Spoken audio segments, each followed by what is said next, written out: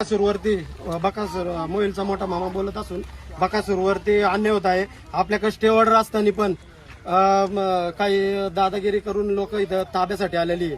आणि हा समाधानी बिल्डर आमचा दिवाळीमध्ये मोठा चुलता वारलाय आमच्या वडिलांना, म्हणून त्याला चुलत्याला मारलेला आहे त्यांनी. आम्ही ती पण कंप्लेंट दाबून धरली. काही गावातली 2-4 एजंट लोक पण याच्यात सामील आहे.